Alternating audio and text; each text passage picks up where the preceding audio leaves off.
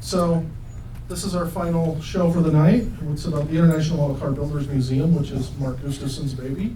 So Mark will be talking about it with Phil and the other trustees of the museum. I'm going to turn it over to Mark. It's everyone's baby, my friends. It's not my baby. I don't know, it looks just like it. Wow. Ain't my baby. Turn on Maybe one of light on mine, the side. or maybe one in the background. Take your sunglasses off.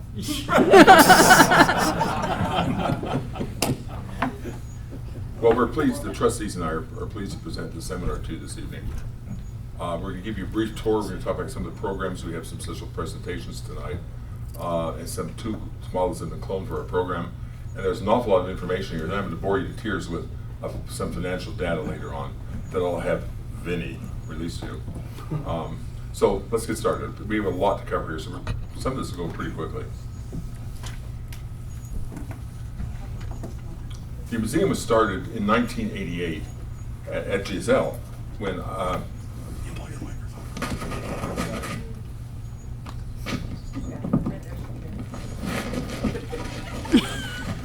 It doesn't fit. that looks really good, doesn't it? There you go. My goodness. The museum was started in theory in 1988 at Giselle when I pinned Tim Boyd to the wall and asked him why the hobby didn't have such a thing. He said he didn't know, and I certainly didn't either. Up to that point, I'd been buying stuff, parts packs, vintage kits. I just purchased a lot of items from Jim Keeler, and I was sort of just storing them in tidy little boxes in my basement. And I'd been reading about some other museums, and it just seemed to me we ought to start something. So Tim, of course, extended his support, and off we went. The early days were mostly a case of buying stuff where we could find it and saving it while it was possible to do so. A lot of it was getting lost at that point. Remember, this was the late 80s, and there was not a lot of sentiment for this sort of thing. So, in my view, it was buy it or lose it. And most of it was not very expensive. This is way before the days of eBay, too. So before I turn this to Trustee Gladstone here, the museum started in a little tiny office near mine, it's Utah State Capitol. It was about 60 square feet. You couldn't get more than 3 or 4 people in it at a time. We debuted at GSL in 1991. People drove, it had like 8 or 9 people up there. We let 2 in at a time, and there just wasn't any room, but the magazines we'd gathered and all the rest of it was kind of stacked in a corner. After that, we moved to 4 South, again near my office, so I could keep an eye on it. And that was maybe 300 square feet or so. It was an old room that was in terrible condition. Friends of the other trustees and I went in and had to paint it and clean the floor up. And so a couple of people donated some money, so we put down some cheap carpet. And the landlord fixed the air conditioner, which didn't work worth a darn. And we were storing some stuff back in the bathroom. We put some inexpensive shelves up, and we did that because there was no other place to put it. But after a while, boxes donated, as the word got out, people would send items, we stuck them in boxes, and the boxes just grew in the corner to the point where we didn't have no room to store more. We had acquired some old jewelry store cases. We had room for the Oakland Roadshow show, which first showed up there. But we just were to the point where we're back to where we were at the first space. You couldn't walk in more than two or three people couldn't walk into it. And we knew we had to move. So we talked to the local guys, and Mike Barlow found a space for us near a place he was working out in Sandy. It was 1,205 square feet. The rent just about a little more than doubled. They gave us, I think, 4 or 5 months rent. It was an old motorcycle shop, and it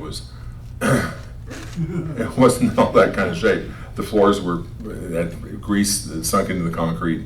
Had to have a steam cleaner come out, and we had to fumigate the place. And oh my gosh, we put up sheetrock to hide some areas, painted it, and moved in. Over a course of, I think, 3 Saturdays, we grabbed local guys in the pickup trucks, went and just hauled everything out there. Alan Rabb had contributed some wall-mounted display cases. We moved those out too. He later contributed some beautiful vertical display cases. Those who've been out, you've seen those. We assembled those in the back room. We laid down some burlap, and came in kits, big flat boxes. We assembled them as kits, and we stained them in the back room on a summer's day, and I guarantee it was about 180 in there by the time we got done. Waited a few weeks and assembled those and started to put things there. Don Emmons contributed very generously all of the glass for those shelves. I have no idea how much the glass is worth, but there was a lot of glass.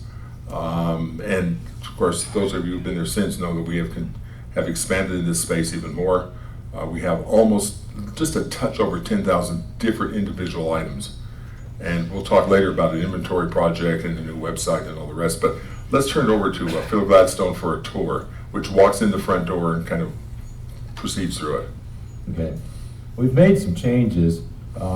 You'll notice when you get down there, this is, as you walk in the front door, you see now, several of you may have been already been at the museum.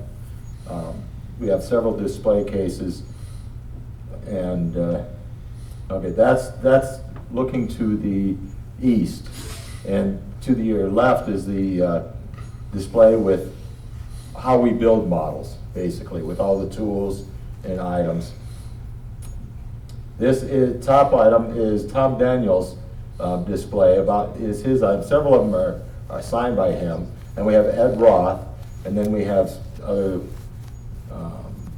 We've made some changes in these, so they'll look a little different when you get up there. You may see a few shelves that are empty, but we have some few displays coming in. Augie Hiscano, we've got a collection from him.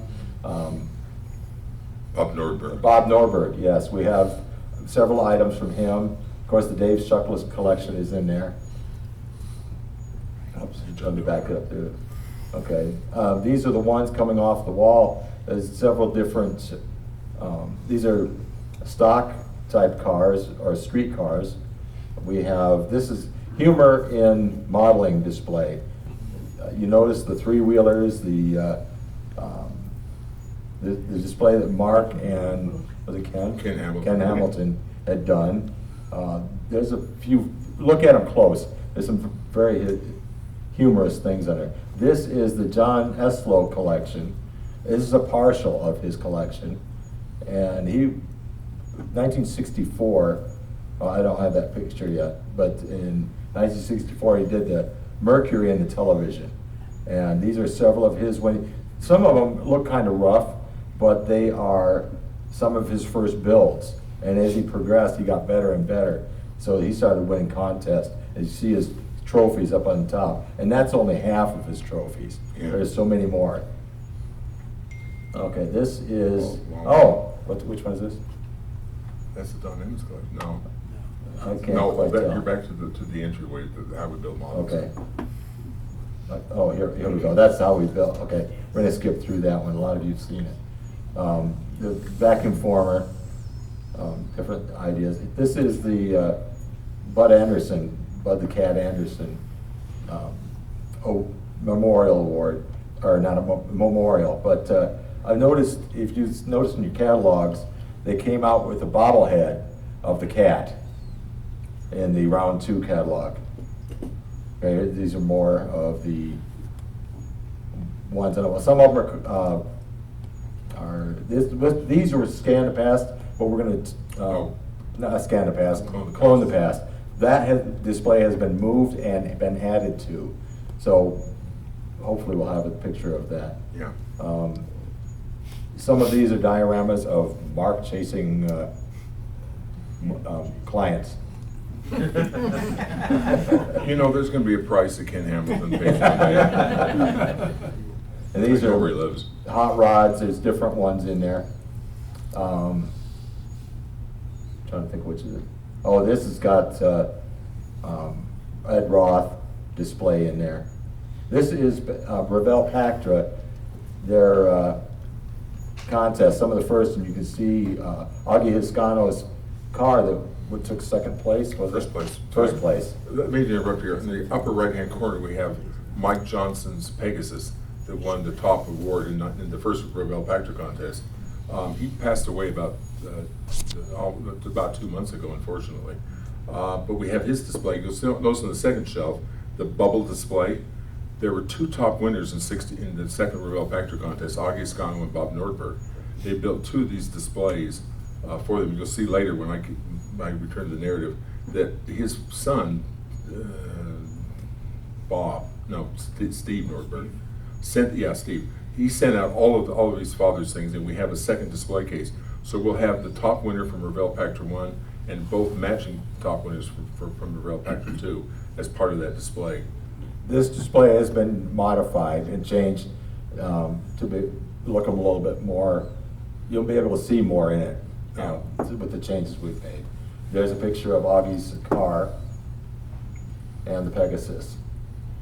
And this is the Oakland Roadster show that was built with Ken Hamilton. 1992. Yeah. And these cars are many of them are built by several modelers, and you may be some of them.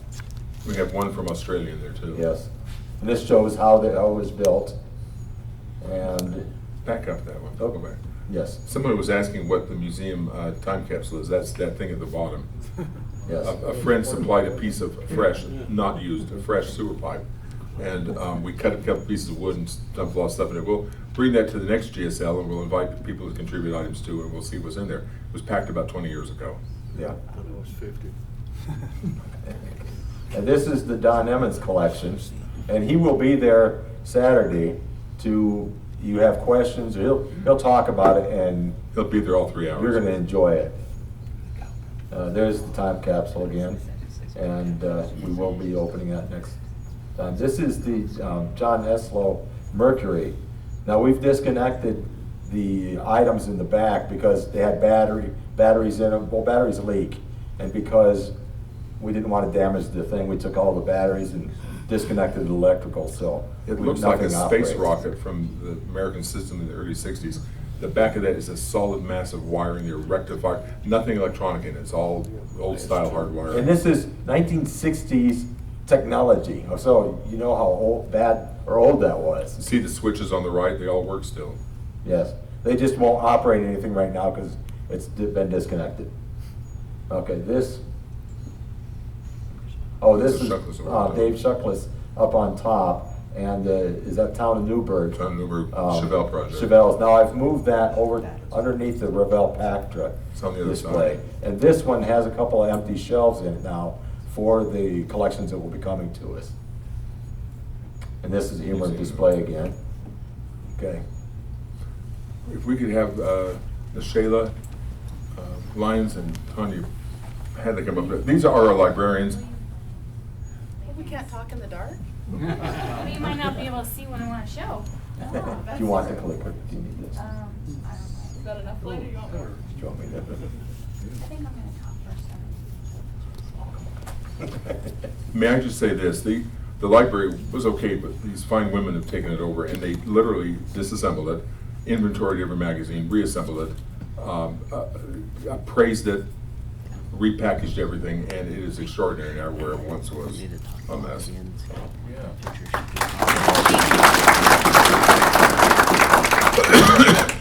Okay, so I started working in the museum in 2013, and Tanya came on board in 2015 because it's a lot of work. So I want to ask a question. Can anybody guess how old is the oldest magazine that we have in the library? Any ideas? 1651. Come on, throw out a number. 1961. Good guess. 49? 27. 62. I'll give you a hint, it's a train magazine, not a car magazine. That helps. So, which is the next? So it's actually February 1927 is the oldest magazine that we have, and it's actually titled "The Model Maker" for those interested in making working models. So. So yeah, February 1927. Okay, one other question. Does anybody have any idea of how many magazines are in the model car, in the museum library? 3,500. Not even close. Whatever. Okay, so, last count, which is about a month and a half ago, there's 1,592 magazines. That doesn't include the hundreds of books and the probably thousands of club newsletters that are in the in the library. Or the catalogs. Or the catalogs or all that stuff. The thing that I've really enjoyed is going through and seeing how the magazines have changed through the years. So this first one is Scale Auto Enthusiast, the premiere edition, May, June of 1979. So this is what it looked like. And then this is, Cheesy model on the cover. How much was it? You got a price on it? $2. $1979, $2. Don't you wish they were only $2 now? Like 2 of them. There's not even colored pictures in it. So then this is $2.95 in 1989. And then this is $4.50 in 2001. So it's kind of interesting to just see how the patterns have changed through the years, and also how often they would do them. Like sometimes it'd be every other month, or then they would switch to, you know, every month and then skip 3 months, or, you know, it's kind of interesting to see, did they just not produce it when there's a big gap, or they changed names? So that's been really kind of fun for me. Okay, I was supposed to talk about policies and procedures so you go to sleep. Mark has asked us to keep the two of the very best copies of each magazine that we have. And what's on the table over there is excess on top of that. So that's why we are selling those, as those are third or subsequent copies that we don't need to keep in the museum. They are all stored in a binder with a acid-free backer board, so that they won't hopefully rot. If you do actually come and have to touch a magazine, we have special cotton gloves you have to wear to, you know, try to keep those well.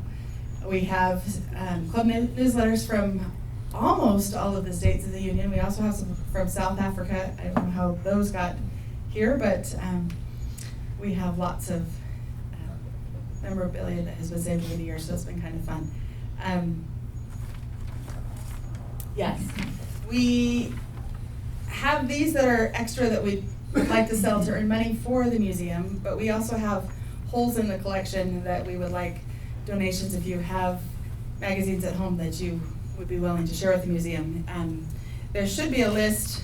Did this go in the registration packet? It's in the registration room. Okay. At the table as you enter.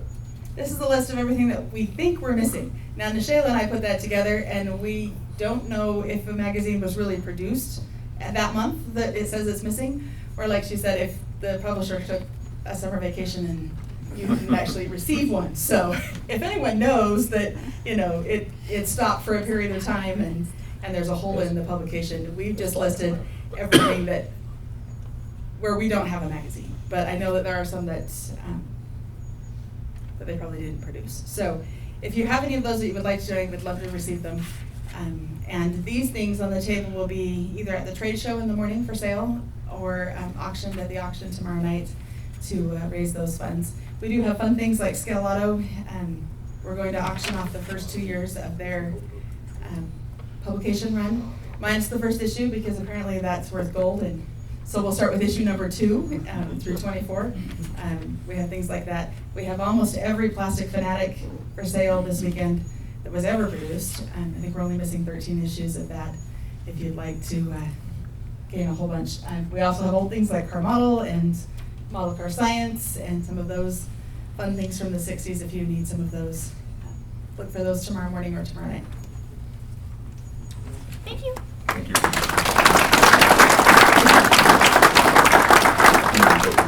Yeah. Okay. This Someone is catch those lights, please. This is some of the library. Now, you'll notice it's been, there's some changes. When you look, how many of those magazines can you see what they are? Almost none. Nishayla and Tanya, Tanya has done a great job of reinserting the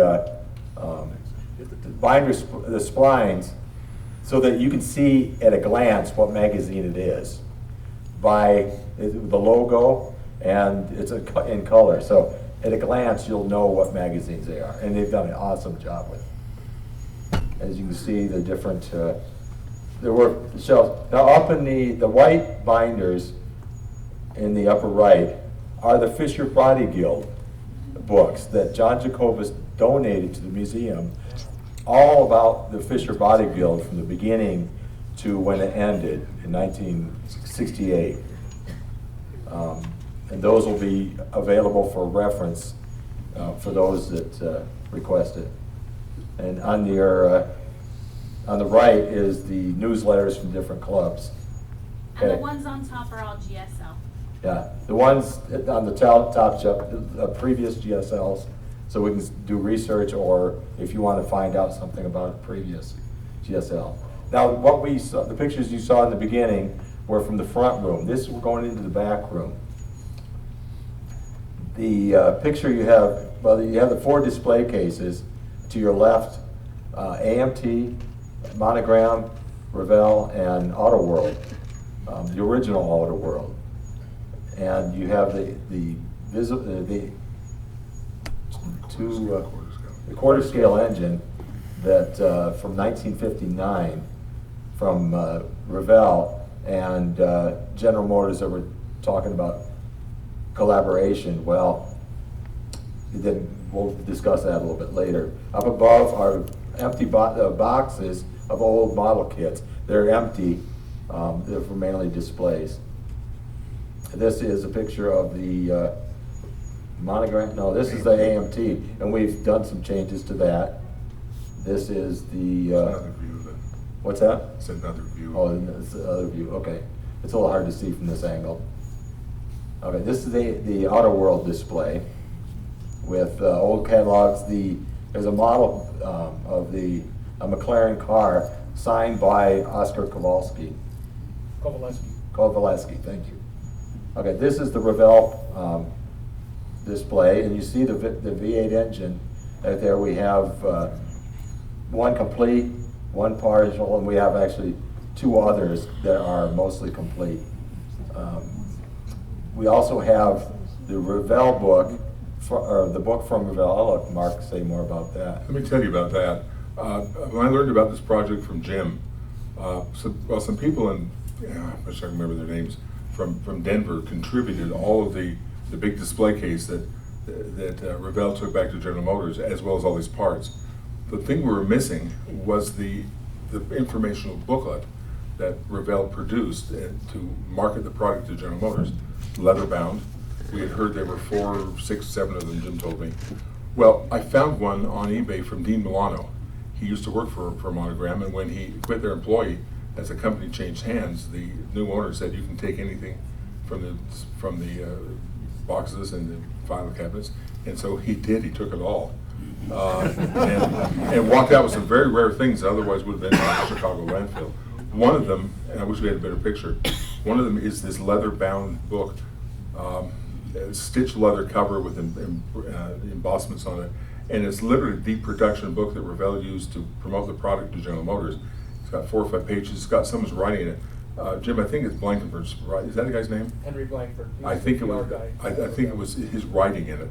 But it is the complete book. It's got light patina on it. It's not serious. But I don't know of any other one that exists. It probably is unique. And so we have that now. It sits, not in this photograph, but it sits behind the engine. Yeah, that's in this display case, so you get a chance to see it. You'll see it in a later picture. Okay. This is the Monogram display case, and you can see some of the kits they've done, some of the Camaro and the pickup truck, and then there's an Impala on the bottom shelf that were from the box art. Now, I think I've heard that some of you may have built some of those cars for the box art, and those that were donated by Revell to us.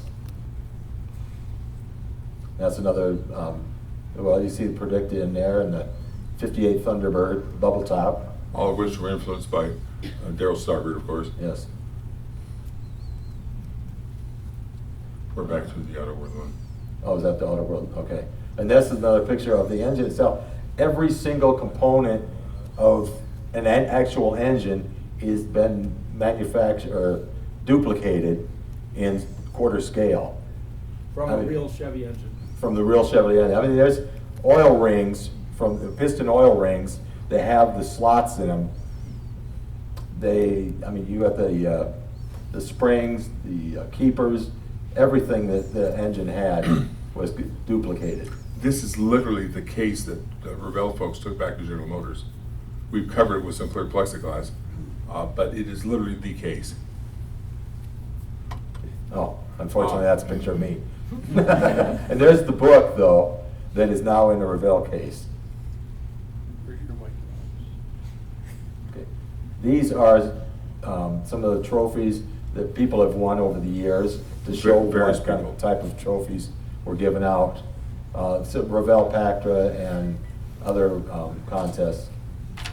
Up above, we have several model kits. Most of these are complete. The models are in them, and we have some very old kits.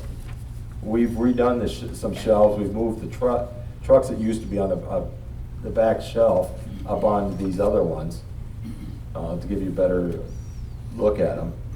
And you can see the more boxes and more models that, but now some of these are there because they need to be repaired. Let me back up for a second. And we have a counter there where we can do repairs on models that come to us damaged, so we can restore them back to the condition they should have been in, without changing anything, just trying to use the original. Gluing it back together, essentially. Okay, this is some of the bucks that they use to, Patterns. or patterns, I should say. Jim knows more about this than we, but with those we don't donate So to us. let's back up that Okay. picture. We got those from some people in Los Angeles. When Revell was sold and went back to the Midwest, the people who were in charge simply went through the warehouse or whatever the storage areas were and dumped us all into big dumpsters in the back. Some people, some sympathetic people, sympathetic to the museum knew about this, and they drove down in a big Ford pickup one night to the dumpster and committed theft as a criminal matter. Once things are placed in the dumpster, the depositor loses rights to them, and it becomes the property of the guy that picks it up. But when one guy got in the dumpster, the other guy sat in the bed of the truck. The guy was just pitching this stuff out. The guy was catching it, putting it in the bottom of the truck. That's how we got these, including, Jim, what are these casting things here in front? Well, back when these were made, we made wooden patterns in 2.5 to 1 scale, 1/10 scale, and then they were reduced to 2/25. And what you see in the front there are some of the very first epoxy castings. So, like, you know, if you look at the lower one, and there's in the right-hand side at an angle, there's a red X on it, a red mark on it there. Okay, those were castings that they made off of the bodies of the various parts, engines or whatever, and then those castings were sent into the tooling room, and they were 2.5 to 1, and then we used a pantograph to reduce those down so that you got your grills or headlights or whatever else that they were there. And those are really some of the very first epoxy castings that were ever made by anybody. Thank you. We have quite a selection of them. Yep. Again, rescued from the dumpster one evening about 22 or 23 years ago. Matter of fact, I'm gonna back this up for just a second, and I'll forward it back, get an ugly picture out of there. And this, if you notice in the lower right, or lower left corner, that is an attempt 1 from, is that Revell? And, It's attempt 1. yeah, attempt 1.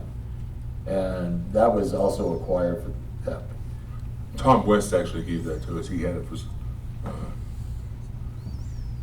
This is, Mark was talking about the files, that we have thousands of documentation from the past in these files. Mark? We have sales sheets, advertisements for AMT vintage lacquers, communications from Barris, letters that have gone back and forth, in-house management items that went between. We've got an extensive corporate minutes from Revell from 1967 through about 1973. I'm a little troubled that we have them, but we have them. We've got annual budget statements. I mean, if it has to do with the hobby and it was printed on paper, it sits in one of these 4 cases in each of these 3 legal size filing cabinets back there. Every bit of this would probably have been just thrown away, and we wouldn't have it today if it went with saved. There's more of the paraphernalia. They're all arranged alphabetically. This is, Auto World catalog page. yes. And this is a picture from the back of the room. Now, okay, this, Back it up a bit. no, back it up, okay. This literally, the back of this place is an overhead garage door that we sealed up and insulated. This is literally from the back of the room. Looking forward, the cream colored light on the right is the door through which we came some slides ago. This contains everything. You'll notice that we are virtually at the bursting point. We don't have a lot of additional room to store things, but we're still, of course, accepting gratefully donations. We're finding room for them. But the time will come when we're going to have to move to a larger facility. We'll talk about the financial issues associated with that later, but this is a pretty comprehensive look at that back room. Up on top, you see all the box lids. To the right, upper shelves, are a collection of pretty darn rare kits, including the old AMT wire-controlled models from the 50s and so forth. It's a very complete collection.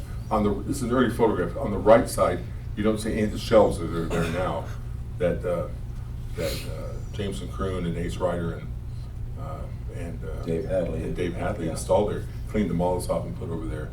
It's quite a place. There's thousands of items. It looks different than this now, fortunately. Okay, scan the past.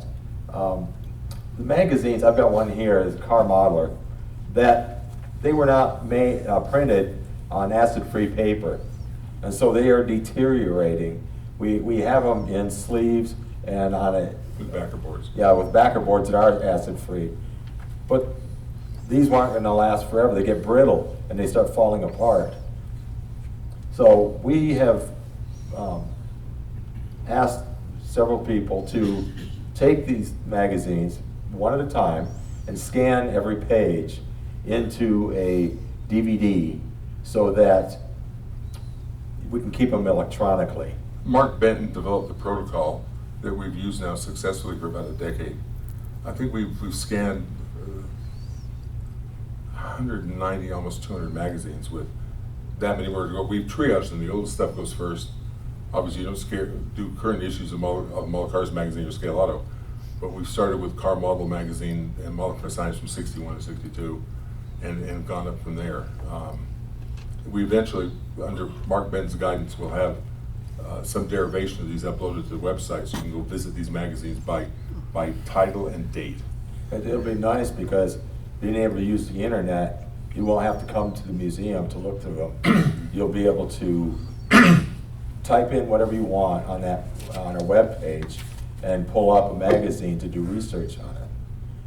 So we're still working on that, but we want to make it so that you can type in a name and it'll pull up anything in any of the magazines.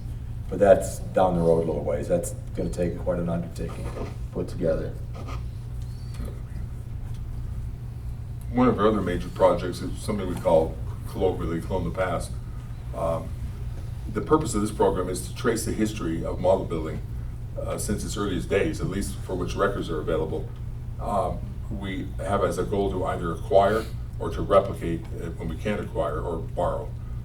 The most famous models on an extensive list that started in '57 with the old Revell contest going up through '61, and then the semi-modern era when Carmelo magazine started up through '68, and from '68 and on, I think there are 4 phases at this point.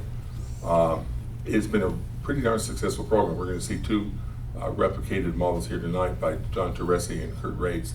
Others have done great work in the past.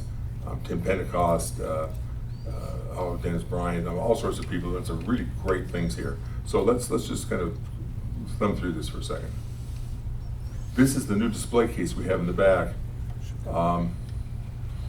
It looks a little empty at this point because we don't have that many models, but these were scattered all over the place, so we've gathered them all into one area. That display case is north of the Revell and Auto World display cases, so they're in the back room. One of the primary models we started with was Don Emmons' Channel 32 Ford, which was in a really rare magazine called Raw and Custom Models. Short-lived, I think only about a year and a half. Paul Mendoza took over a very difficult project. And you had to cut this frame, according to Don, into 3 or 4 sections and channel the body and all the rest of the stuff. And Paul did a great job. And Dale Horner of Mill Model Car Company did all the chrome plating. I had the privilege of finessing the parts that needed to be chromed. They filled them and primed them and got ready for plating. And Dale handled it, but of course the great majority of the work, the vast majority of the work was handled by Paul. And the version he did is just breathtaking. You've seen this at past GSLs. Here's the Dave Shuckless Shamrock. We got Vinny, who was it? Somebody back in your neck of the woods found what they thought was this model at a gathering back there. Oh, it was Tom Geiger. He sent me a note and said, by the way, you, Mark, don't have the original. You don't have the original Dave Shuckless Shamrock. I said, well, yes, we do. Somebody back there had cloned this model years and years and years ago. And so I pulled this out. We have something on our website which talks about how the models are acquired, how the town of Newburgh and others contributed so significantly to the restoration. Let me tell you briefly about this. Who knows anything about Dave Shuckless? Okay, he was afflicted with cerebral palsy and was vastly and very significantly disabled. He would lay in his carpet in his front room and build models with the exact, number 11 X-Acto blades and handles like this. And he was one of the real pioneers. He was the first technical editor of Car Model magazine, and built some great stuff, innovative things, working vertical tops, working lights, opening doors, and did all of this profoundly disabled. He died in, I think, the 70s. His father survived. The models were there was a flood in Scranton. I don't remember what the flood was. It was in the mid-90s. These models were down in a crawl space underneath the house, a whole collection of them. They showed up in an issue of Car Model Scale Auto, and then they were placed down in this crawl space. The place flooded up to the floorboards, and they were just sitting down there. So I got a call from Oscar. Oscar said, "You need to call Dave Shuckless' father." I called Dave Shuckless' father, and at that point he was very old and terminally ill. And he said, "I don't want my son's models to end up in some landfill." So I called Norm Weber, Replicas and Miniatures Company. I said, "Norm, you're the closest one." He got in his big stationery and drove almost 9 hours overnight to go down and pick these models up and bring them back. We have all but 2 or 3 of them, to our best knowledge. A bunch of people from across the country, we farmed the models out, cleaned them up, restored them, and we have this remarkable collection of some of the most famous pieces done by someone who was so afflicted. You maybe noticed this from Car Model magazine. It was the Bryant Corvette. Dave Best did this. I'll try to make sure we remember all these names. Remember this one? Herndon's Missile. John's what they called it? This is John Teresi built this and showed it at our last GSL. This is one of those strange show rods they did in 1964. And boy, it was strange. And of course, John whipped this out in, I think, 3 or 4 hours. But it is an extraordinary job. And by the way, John, bodywork and paint have held it beautifully. So we have this model cloned. This is a cover model on Car Model magazine. Then we have the Dixie Bee. This was a feature model in an early issue of Car Model magazine. A young man by the name of Bill Taylor in Montana, he has since passed. He had some grievous, I think got injured. He cloned this piece, including all the flaws. You can't, it's on the other side, I believe. Oh my gosh. Over here, if you look at the original article, it looks like the original builder brushed paint onto it, brushed the candy green. So Taylor brushed candy green on it to make it look rough. And he literally went through this with all the goofy chenille upholstery and all the rest of this. And this is one of our earliest clone pieces. Oh my gosh, back up. This is the famed car model magazine Crusader. Remember, for the first probably 6 or 7 issues. It was done by, who knows, we think Smitty did it, but we don't know. It was not Chuckless. They built this over the course of 4 or 5 issues, chop channel section and so forth. This model disappeared. You may remember Car Model magazine was purchased by Tonto Publishing down in Arizona. This model went with all the stuff to Tonto and had been pretty bad, the body was pretty badly damaged. Someone had painted it with a thick, gooey coat of oil-based house paint. Dennis Doty called me up, it's probably a good 25 years ago, and said, I've got the Crusader model. I said, no, you don't. And he said, yeah, I do. And so he said, do you want it? And he sent it up, and I stripped the paint off it, and it took just hours. It was literally, it was like, whatever kind of house paint it is, it's not water-based like these, it was oil, it just never set up. But I stripped it, repaired the body, painted the candy red. All the interior was in great shape. The frame was in original condition, in great shape. A couple local guys supplied some of the parts. And this is that famed model that Car Model magazine just used and abused for 3 or 4 years. They would print articles and redo the articles and so forth. This is Bob Pace's piece. It was a Model Car Science magazine. And I can't remember. It was a MCS X100 or something. Another one of these fantasy show models. In original condition as he donated it. Unfortunately, Bob left us a number of years ago too. Again, this is part of the Clone the Past. And this, of course, is Jim Keeler's Dodge Fever. Of course, Jim, you walked out on us. But there's a series of articles in 1968 Car Model magazine. We have both the original piece that won and his replica, which the magazine paid him to build. Now, we are happy to say we have a new clone project here tonight, and I want to introduce John Teresi, who has built this remarkable piece. It was built by a guy named Phillips. Is that right, John? Pete Phillips. Yeah. It was one of those. It was on one of the small issues you can see. I think from '62, and it was one of those goofy show model types. The guy had wired the headlights, and he turned it over, and there were just wires everywhere. But it was a feature article, and John looked at it, and I think he fainted the first time he saw it. But then he took it on, and literally in the course of just a few weeks, John reproduced it. Come on up, John, and unveil the model and show it. Could you kick the lights back on, please?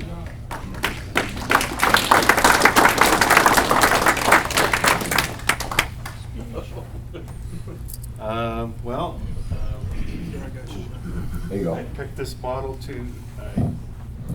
model to clone because I thought it'd be a challenge. I like to do challenges.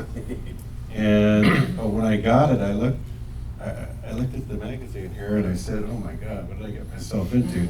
And Mark had mentioned, "Hey, it's got to have working lights," and I've never done that. So I went and got a soldering iron and some little wheat bulbs and asked the guy, how do I do this? So he kind of drew me a diagram and I made some lights for it. And basically the magazine article tells you how to chop, channel the body.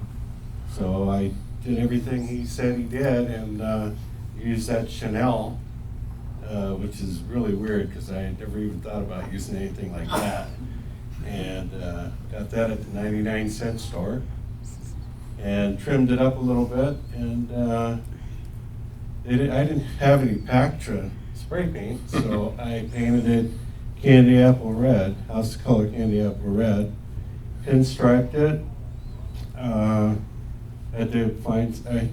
pinstriping wasn't thin enough like that, so I had to razor blade it in half to get that, and then I flocked the seats like he did. For this right here, the nose, he used a toothbrush, and I said, where am I going to get one of those? So I used 2 gas tanks, lit them together, and that's what I came up with. And I don't really feel comfortable talking about these.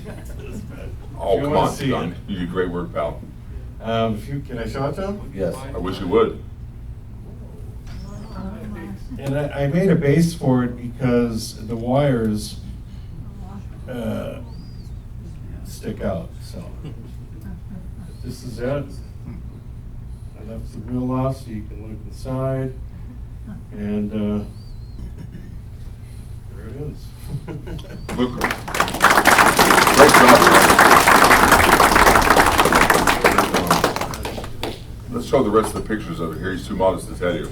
These are pictures he emailed me a couple of weeks ago. Imagine the bed of a pickup truck looking like that, but there it was. I mean, this was iconic of his era.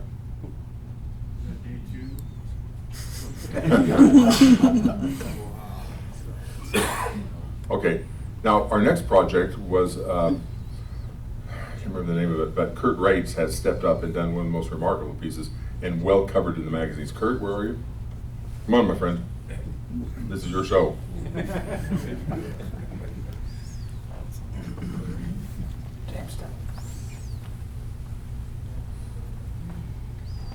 I talk pretty loud. Can everybody hear me? Okay? Yeah. That does work better when. No, it's. Yeah, no, we need Last year, last time the show was here, Mark was looking for people to do clones, and that's one I've always built models. Replicas of guys that have cars. I've built those before, and I thought, well, I'll give it a shot. So he said, I'll send you a list. There's like 150 of them. So he sends me the list. I look through it, and I go, oh crap, what did I get myself into? Because I don't build custom cars, and almost everything was a custom car. So I went looking through the list, and I found Al Gabby's goldenrod, and he had it was an article in the '64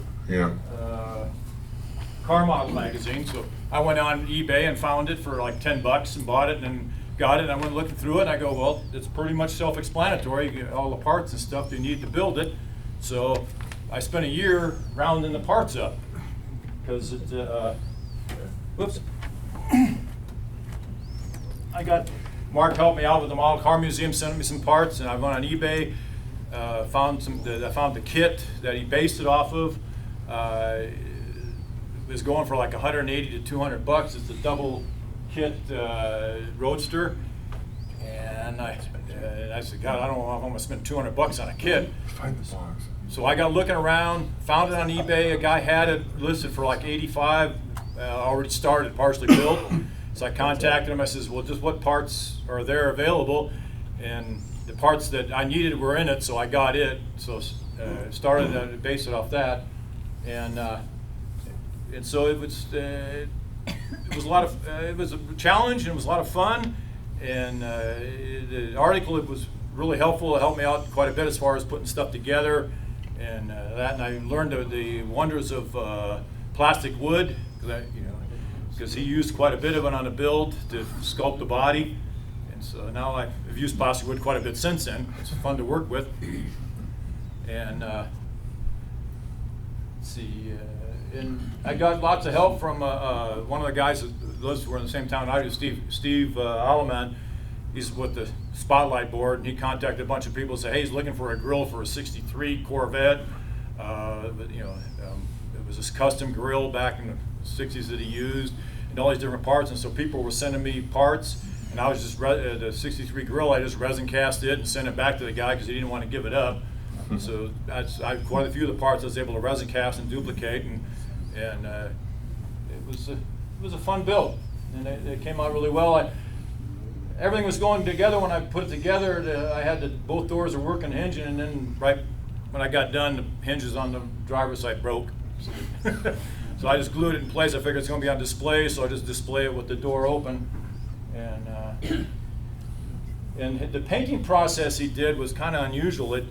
I had no problem getting the yellow and the gold that he used. And what he did is he sprayed the gold metal flake on, and then from about 2 feet away or 3 feet away, he would mist the yellow over it. So I had a bunch of plastic spoons, and I just kept working until I got the right feel and right distance on it, and that's how it ended up. Then the stripes on it, he probably, in that day and age, probably pinstriped them or painted them, and I don't do too well in pinstripe or painting, so what I did is I ended up just making red striped decals and put those on so it was uniform and looked really close to what was on the original model. Then it's got about 5 or 6 coats of Model Master clear, ultra gloss clear coat over it, and I just kept buffing it and shining it up to where I got the really good shine on it, and there it is. So. Why don't you hold it out? Hold it out.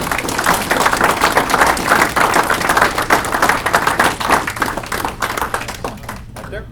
There's the underside. You gonna do another one? Yeah, Kurt, you up for another one?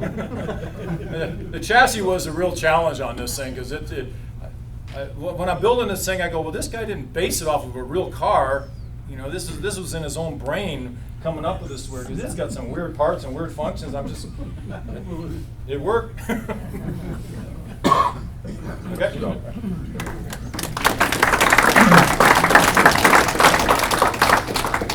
One of the more interesting models built in the 63-65 era was a piece done by Charles Gibaltera. I'm probably butchering that name.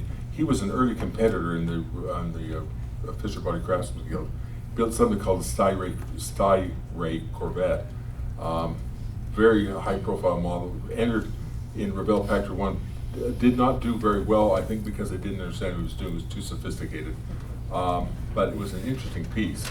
You may remember this from an early issue of Car Model magazine. It was kind of a combination Jaguar, Corvette, gull wing kind of approach. Well, we had to turn to a builder who wouldn't be afraid to take this on. So I called Len Woodruff up one night and I said, Len, you will do this. And Len demurred and said, no, I won't. And I said, yeah, you will, pal. And so he cloned this model, which is an enormously difficult one to do. It was covered in an issue of Scale Auto, I think, about a year ago. But you can see the work he went to. Len, are you here? Yeah. Remarkable work, my friend. Thank you.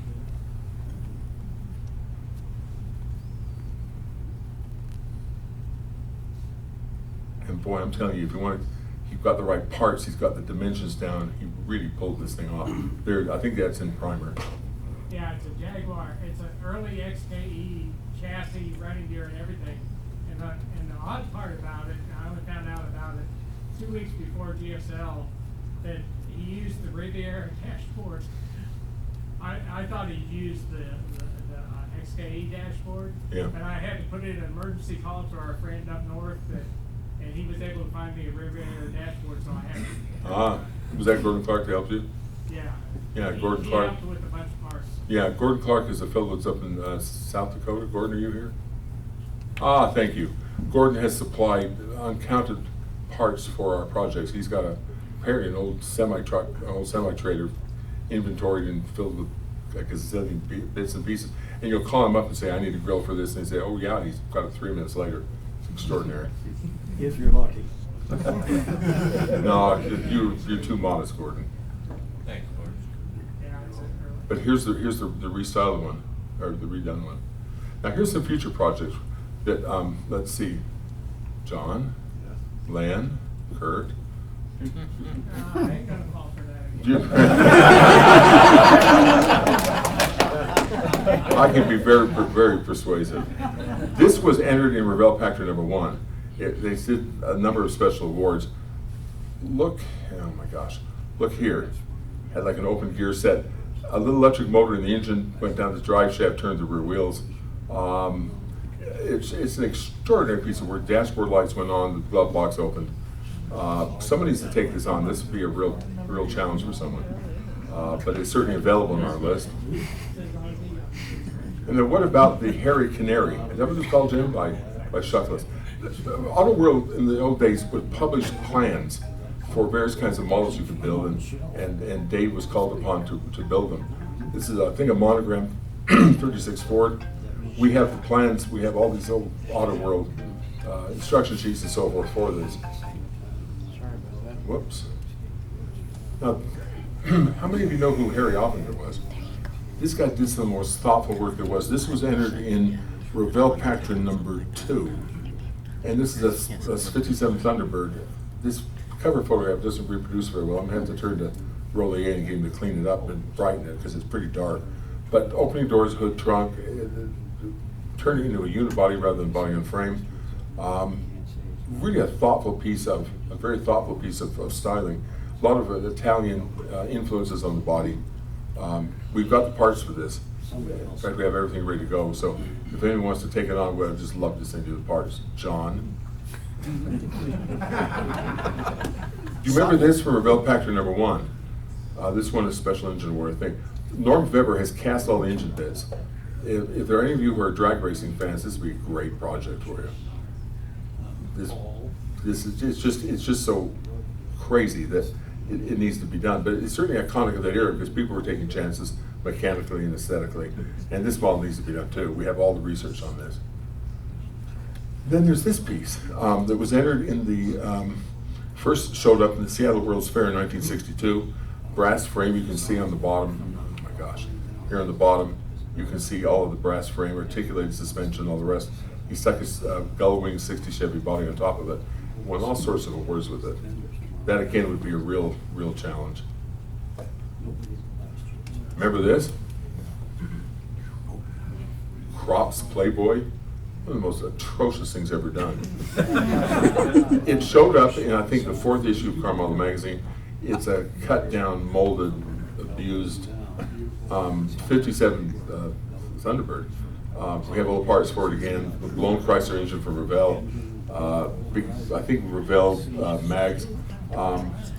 You would really have to both figuratively and literally hold your nose to build this. But again, it's iconic of that era, and we need to have this replicated too. Fernandez. Who remembers this model? A lot of putty work. This one, the best paint award in Revell Packard number 1. Tom Davison built it. Tom Davison went on to have a distinguished customizing and painting career with, I think, Daryl was the guy's name, Ray Farner in the Midwest. Yeah. He went on to work with him. But this is a 61 Corvette, ostensibly. We have almost nothing gathered for it except the wheels, tires, and the engine. But this needs to be built. Now, I think I'll ask Mike Scott to do this. He's really good with sort of slamming Bondo together and pulling something really cool out of it. But this is a really interesting piece too. Now, we're going to talk about some acquisitions that the museum has recently benefited from. Revell Packard number 2 had 2 top adult winners. One of them was Bob Nordberg's cab over 462 Ford through Russ Cook, I believe. Russ, are you here? Thank you. Russ Cook, I think, broke the ice loose on this, and I don't know how you're going to contact him, but Bob Nordberg passed away, and his son Dave. Steve, yes, okay.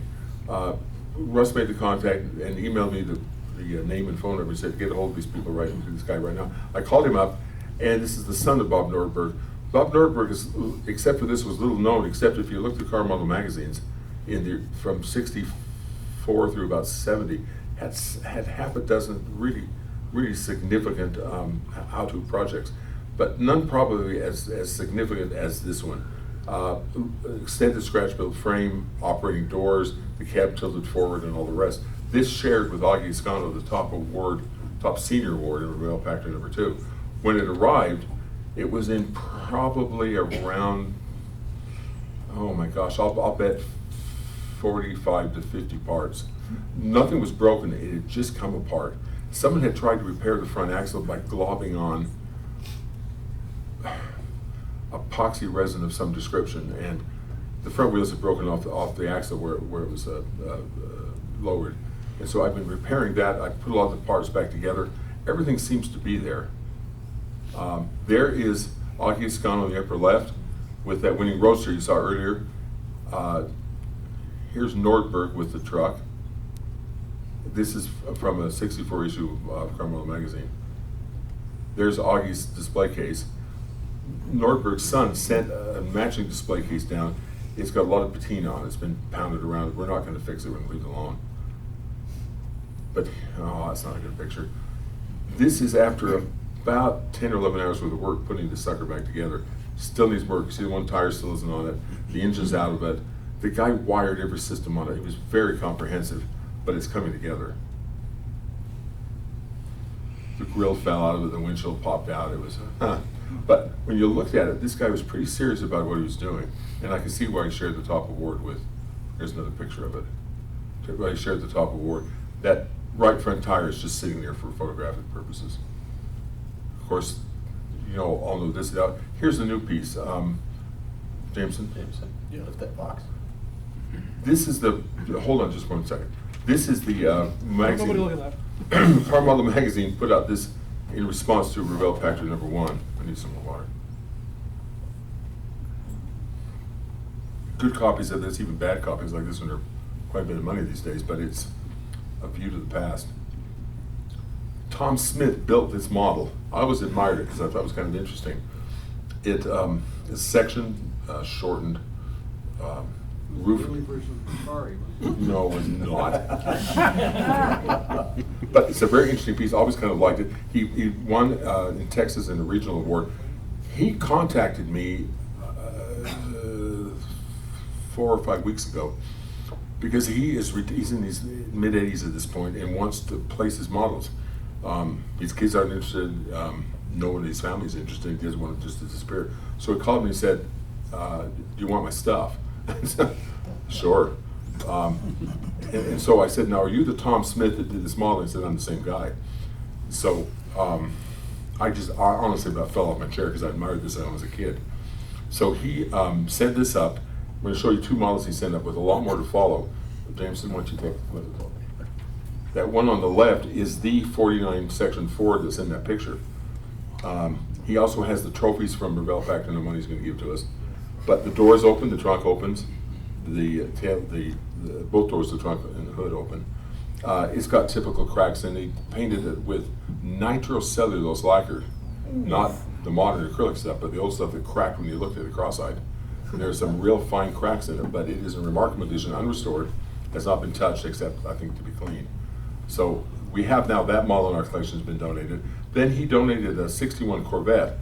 It's quite a stylus, actually, that he placed in some contests in Texas area, quite a few of them. It's a 61 Corvette with an extended nose on it and the Skyline roof from the AMT 57 Thunderbird kit. And it's a pretty cohesive model. There are more to come, but he sent these up immediately. So we're going to be working with him in the future. He's got, I'll bet, right around 1,000 models, and I don't know where we're going to put them, but much. 1,000. And it makes me weak in the knees. I can't imagine what we're going to do. Here's a picture of the back.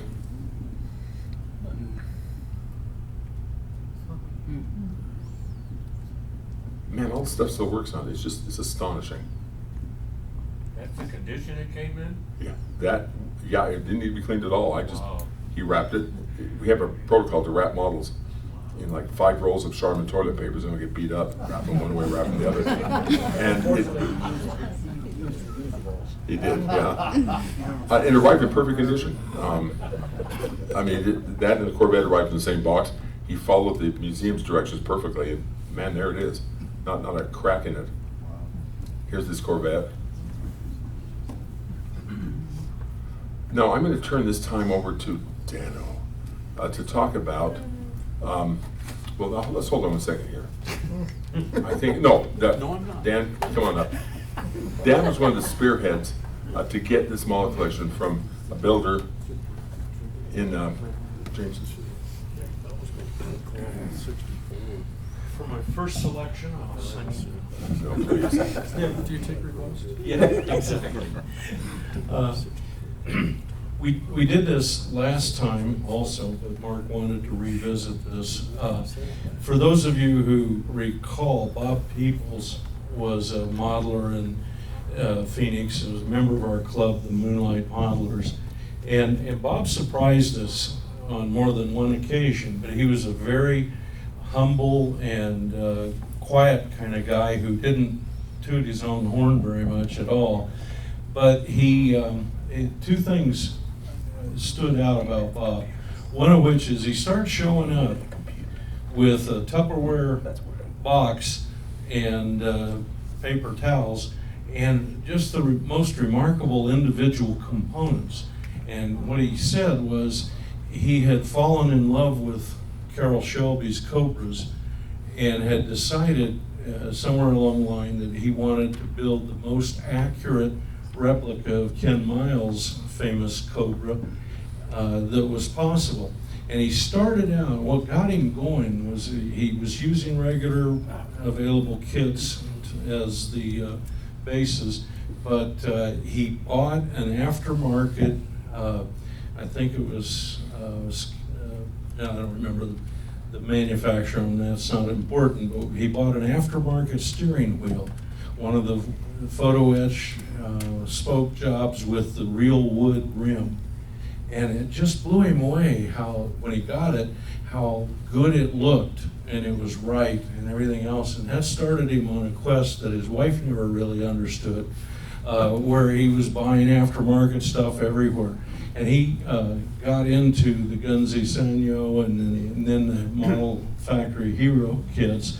But what frustrated Bob was, as much as he loved the Cobra, and he bought a truckload of books and reference materials and studied the Cobras, and he was frustrated by the fact that the kits were kind of good, but they weren't good enough for Bob.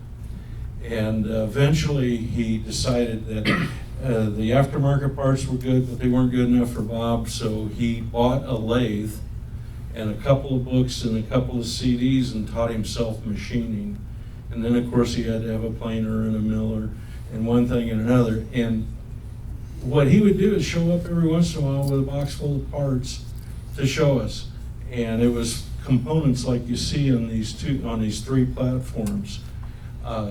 In the course of us discovering that he was such a fervent Cobra fan, one of the guys in the club worked at a country club and happened to know a guy that was a member of the country club that had two old Cobras at home. And it turned out to be the one, the Ken Miles Cobra, and a Daytona coupe, which started Bob off in a, sorry? Just happened to have them. Yeah, just happened to have him in his garage and at home in Mesa.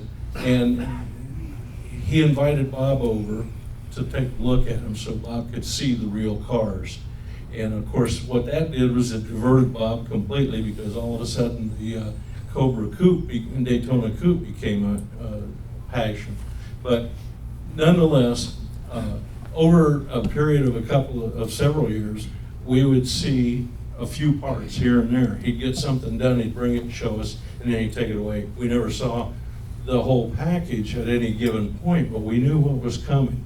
These chassis are completely fabricated from brass and precision. Bob had, as it turned out, notes. Every time he visited one of those cars, and the man in Mesa that had two of them invited him over, Bob got to look at them and photograph them and measure them, and he even got to go for a ride in them.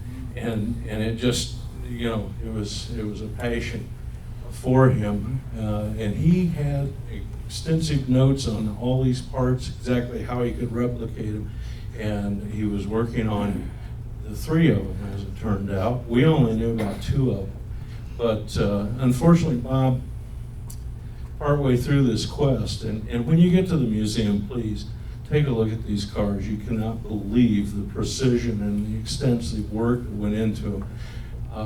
IPMS is sometimes accused of being rivet counters, but I challenge you to take a look at some of his body pans, and because every rivet is there, hand drilled, hand measured, and placed in just the right places, and then little tiny rivets.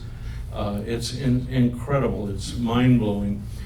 But unfortunately, as Bob, and then he found the third Cobra up in Nevada someplace, and made contact with that owner, and the next thing you know, Bob didn't want to put the miles on his car, so he rode a bus up to Nevada and had a chance to see this third Cobra live and in person, and crawl all over it and under it and around it, and photograph it, and make his extensive little notes and little drawings of how he could machine each of these parts that he needed in order to make the most accurate Cobra replica model ever. What scale? I'm sorry? What scale? 1/25.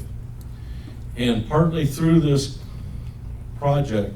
Unfortunately, we came to know that Bob had contracted cancer, and he had some rough times for a while, but he seemed to be rallying, and then he'd get right back to the Cobra projects. But then he ended up in the hospital one more time in 2011. And as it happened, I was there visiting with Bob, and he seemed to be better. And I told him, man, everybody in the club, all of us, were really anxious to see you get back to the bench. Things are looking good, and we can't wait for you to finish up on the Cobras. And keep in mind, he just showed us little parts from time to time, and I got to confess, as much as I knew about what he was doing, I thought there were 2 Cobras that he was working on. But I told him, I said, why don't you get back and finish those Cobras? And he said, Dan, that's the only thing that's been keeping me going.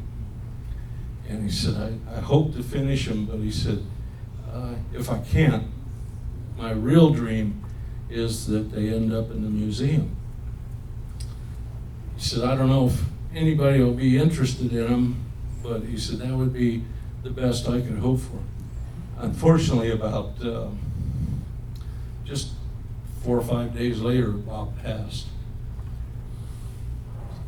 Fast forward about 3, and his family, the family discovered that Bob was also a hoarder. For example, he hoarded somewhere in the neighborhood of 200 or 300 Model Factory Hero kits. You talk about barn finds, his closets were stuffed with things.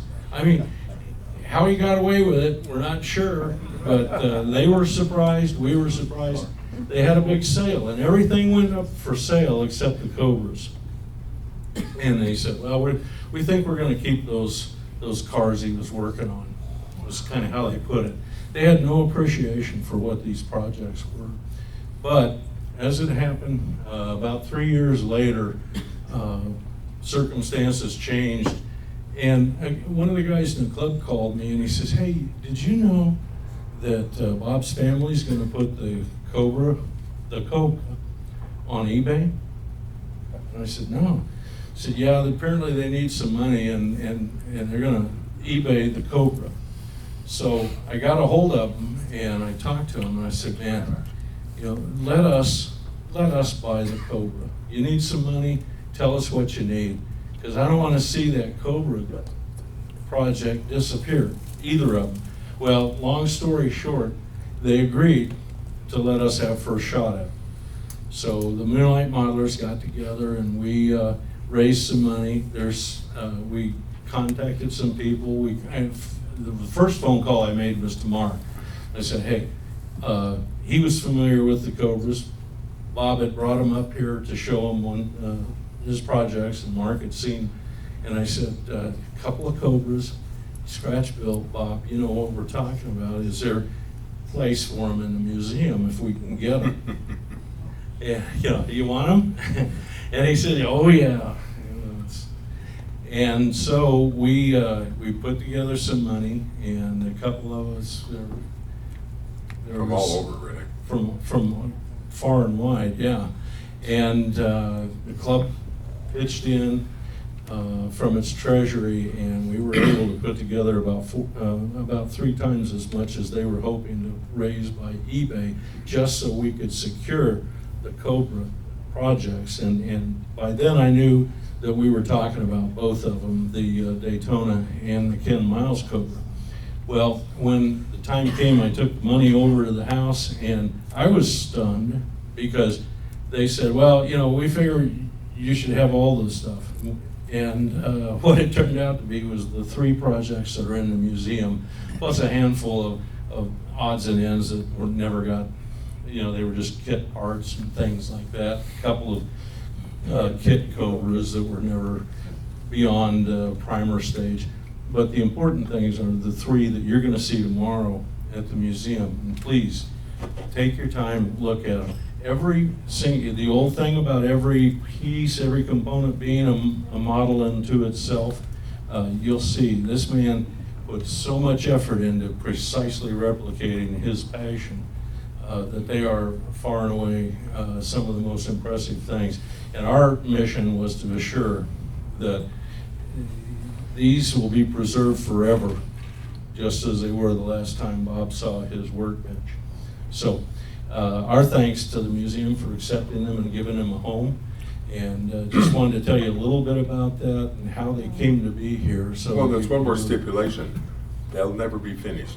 Yeah. They'll sit in this condition in perpetuity. As they should. Yeah. As they should. All right.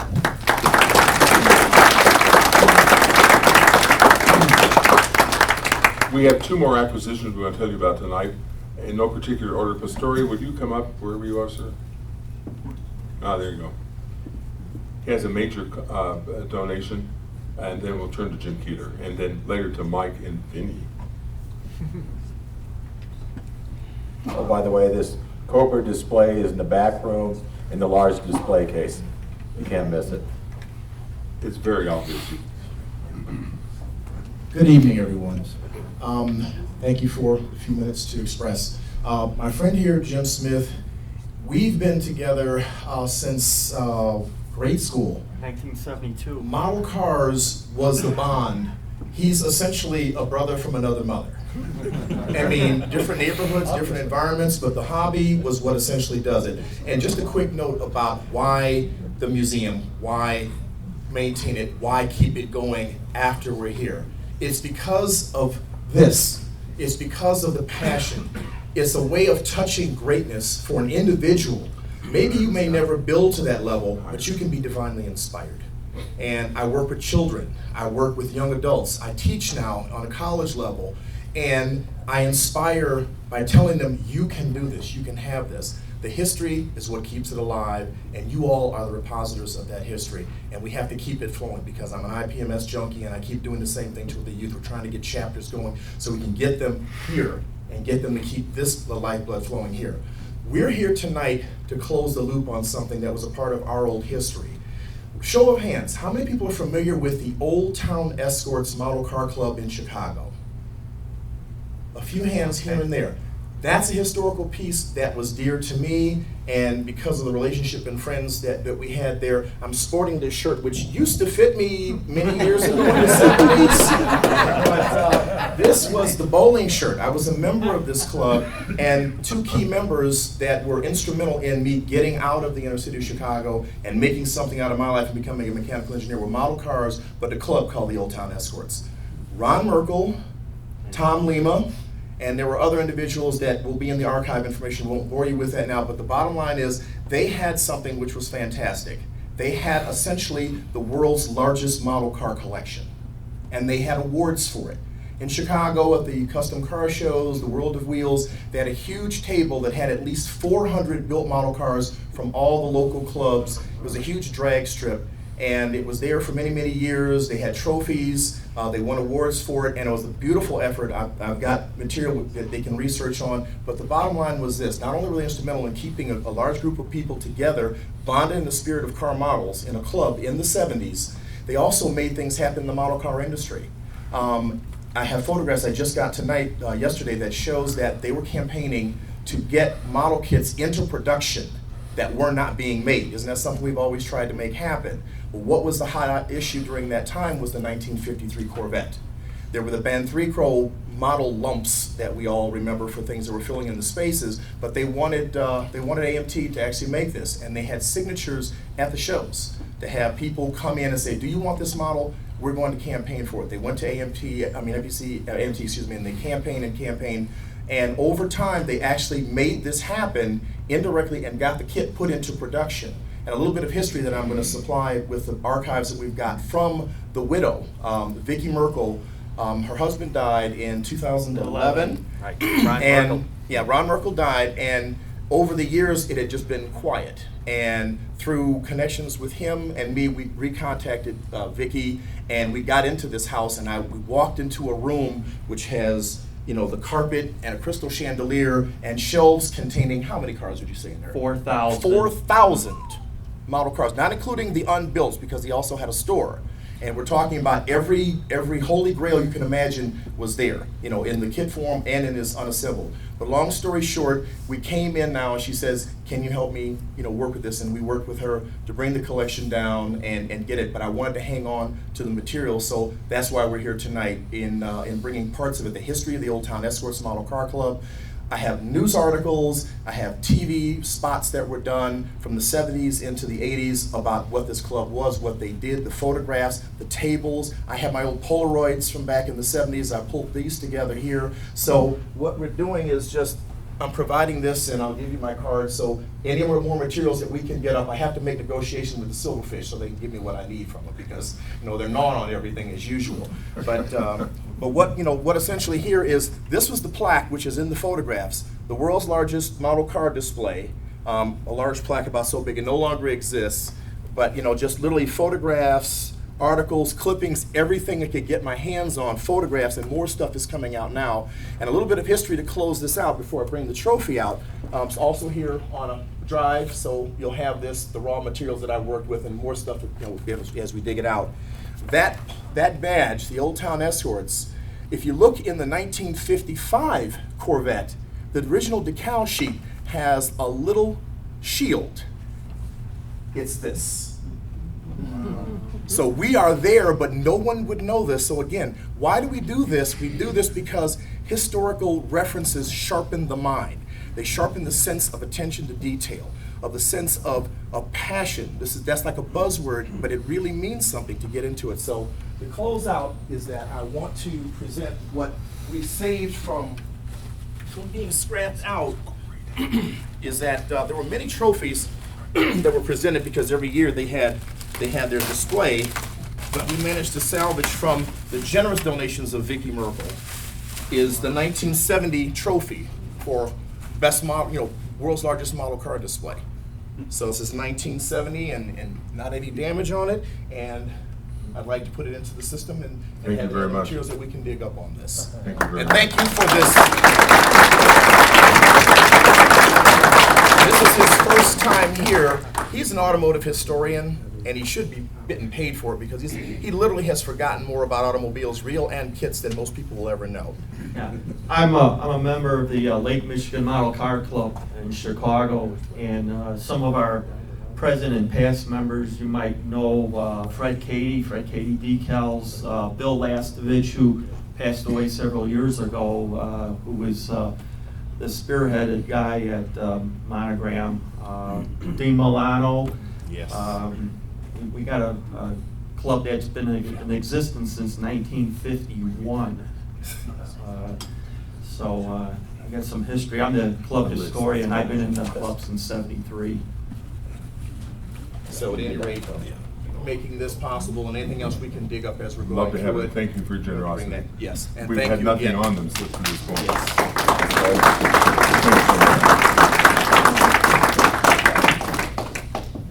I'd like to turn the time now to Jim Keeler. For those of you who were here at GSL last time, we had a very extensive exhibition on the Fisher Body Craftsman's Guild. We had, I think, 7 or 8 of the guildsmen here, many of their models. That particular part of the show was covered extensively in Hemmings Motor News, and we made quite a splash with it. So we want to, Jim has been involved with this for a long time and has restored several of these, but ran across a unique opportunity a few years ago with a person from General Motors. I'll turn this time to you now, Jim. Well, last March, I received a. Is this on? Hello. No, now it's on. Yeah, there we go. Okay, last March I received a letter here, or a phone call, from a fellow at the Heritage Collection at General Motors. His name is Christo Detinian. He's the lead archivist in charge of keeping track of all of what are left of General Motors treasures. So Mark and I had talked about my doing an appraisal for General Motors for a donation that was being made by a fellow in Colorado whose name is Lowell Bell, excuse me.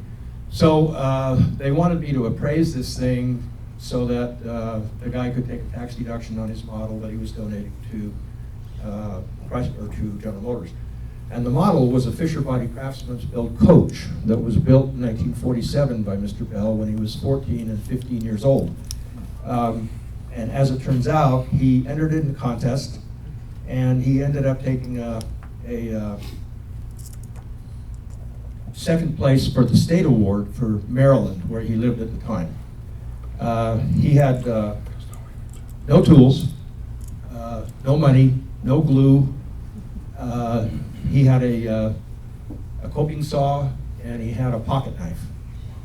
And he received the materials from General Motors to build the coach, Fisher Body Craftsman's Guild coach, which you can see here. I restored one of these about 15 years ago for a fellow in Colorado, and I've become quite interested in it. I participated in the Guild just prior to my being hired by Revell in 1961. I had worked on one car in 1959, I didn't finish it, and then I was working on a new one. Revell hired me, I never finished it, I didn't need to. So anyway, he had contacted General Motors, and they said, well, we'd love to have it in the museum. So please ship it to us. So he didn't know how to pack it. And these things are very, very delicate. And General Motors and Fisher Body Craftsman's Guild had designed special wooden crates that all of the modelers had to build in addition to the model so they could ship these to GM. And they wouldn't be broken. And they're quite successful in taking care of it. So it came in a great big, very flimsy cardboard box to GM. And by the time it got there, it was in many parts, which was really unfortunate. So I consequently received a letter from Mr. Dattini, and what we were going to do was I was going to fly back to Detroit, spend 2 weeks, and restore it there for the museum because I didn't want them to ship it again and damage it even more. And as it turns out, General Motors did not have the budget for that, so they decided to go ahead and send the model here to the National Model Car Museum, and arrangements were made for me to restore it. So I received this letter on April 4th. Dear Jim, please find enclosed the Fisher Body Craftsman's Guild Napoleonic coach model constructed by Lowell Bell. As discussed, this model is to be restored and be placed in the collection of the International Model Builders Museum in Sandy, Utah, per the arrangements made. As you know, this arrangement has been made with and communicated to Mr. Bell, the donor, and Mark Gustavson of the museum. Thank you for kindly for your assistance in this matter and for helping to secure a proper home for this artifact. And there was this letter with it to Mr. Dattini from Lowell Bell when he shipped the model on November 23rd of 2015. A little bit about the coach. It was made primarily from apple crates and other salvaged materials. My primary tools were a pocket knife and a coping saw. Glue was scarce. This was a year after World War II. And so he used straight pins for clothing, and small nails were used in the assembly. My sewing skills were minimal, but can be seen inside the top and other places on the coach. As you may note, I made considerable adjustments to design features due to a lack of skill and/or materials availability. The coach has traveled a great deal during its lifespan: Washington, Michigan, Kansas, Arizona, the Netherlands, Iceland, to mention a few. Somewhat a focal point in our home for many years, it always acted as a reference piece. I am very pleased that it now has a permanent home. Many thanks to you and General Motors for making this happen. Well, Lowell Bell, I have chills as I speak this to it. I'm almost in tears because when I opened the box and looked at this, the Fisher Body coach models they provided the teenage kids with a set of plans and an optional, very, very, very inexpensive assembly of certain parts for the coach that were very, very difficult to make. And so you could send in a few dollars and order one of these things. He didn't have the money. So he proceeded to get the plans, and it would be like one of you guys going out to the plastic supply house out here in West Valley and buying a whole pile of styrene blocks and then hand carving every single piece for your model car and then assembling your model car from it. So when I got it, I did not open it until this January. I had surgery scheduled, and we weren't sure what time of last year it was going to happen. As it turned out, on January 17th, I went in for a hip replacement. So I decided to do the restoration of the model as part of my recuperation, along with physical therapy and everything else. And it's working remarkably well. The X-Acto knives I used, I've kept. No, wait a minute. I didn't do that. And I did give the bones to my dog, and now he's gnawing on my other hip. So, anyway, I opened the box, and we photographed the parts as they came out, and everything was shattered, just pieces. And I looked at it and I thought, uh-oh, I'm in real trouble. Because the last one that I restored, it took me 2 years to get up enough guts to work on it, and then it took me 4 months of straight through work to finish it.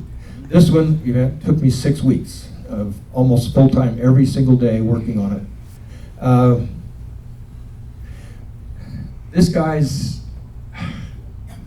was so incredible to build this thing and just keep going and going and going and going and going. I don't know how many of you have pocket knives when you were a kid and you used them to carve things up, but here is the Fisher Body coach that I finished this morning. I had to wait till this morning because I didn't get the display case until yesterday, and I couldn't assemble it unless it was on the base that's inside of here. So this is the coach. Oh.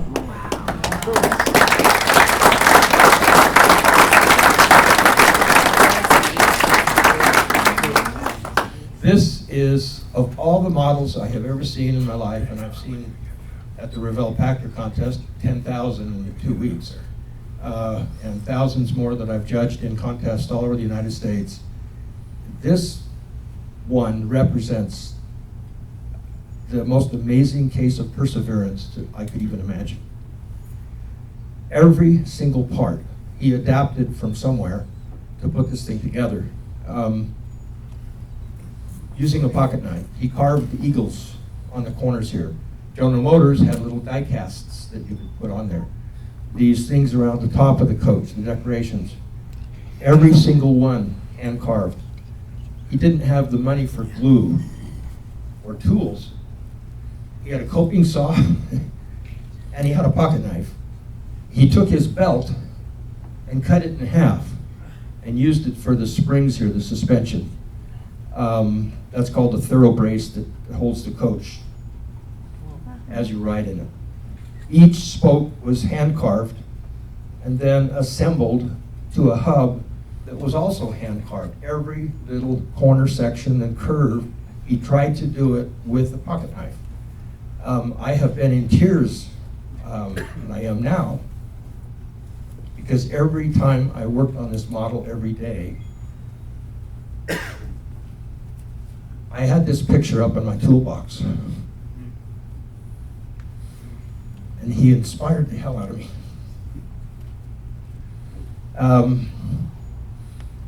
It was so complex because I had to match his level of craftsmanship in the assembly.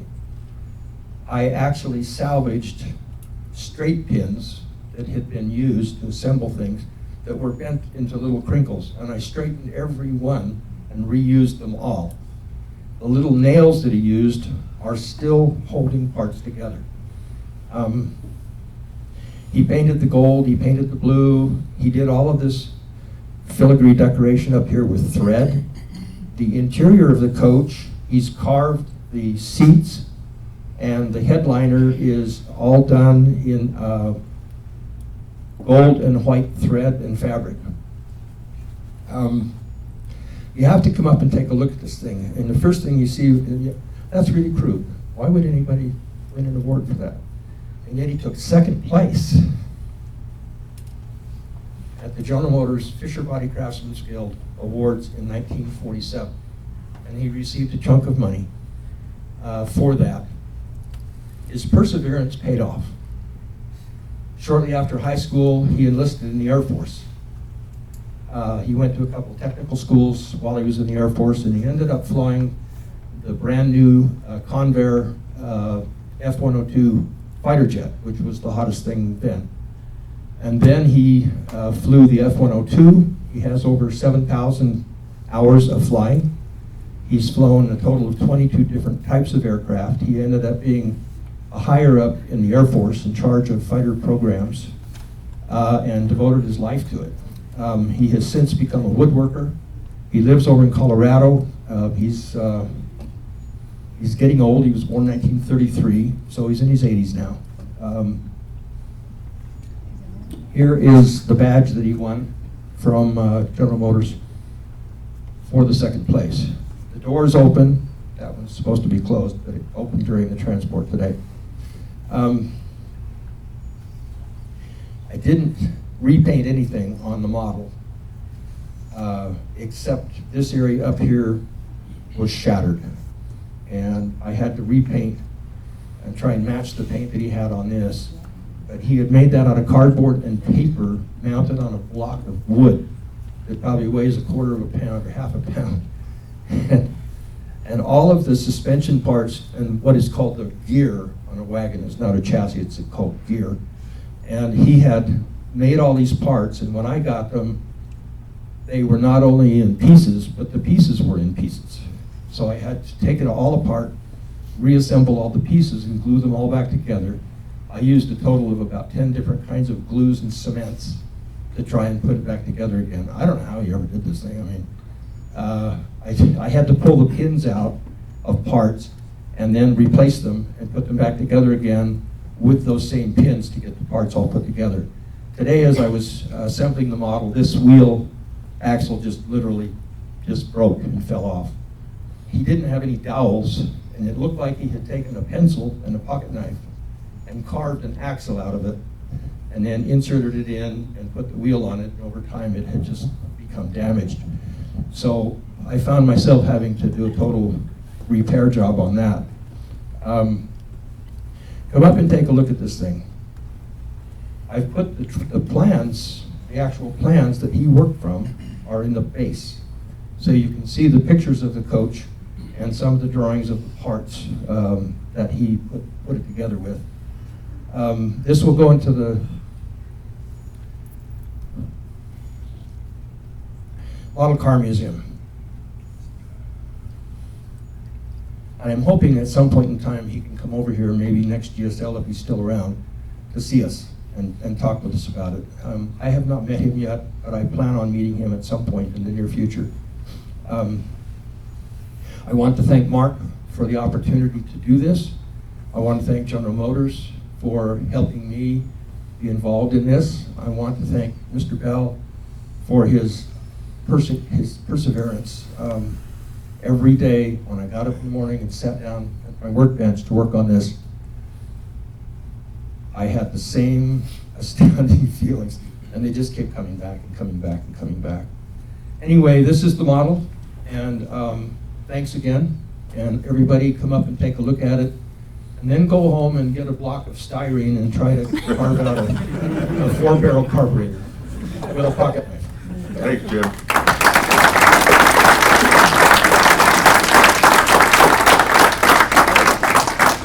You're the best, man.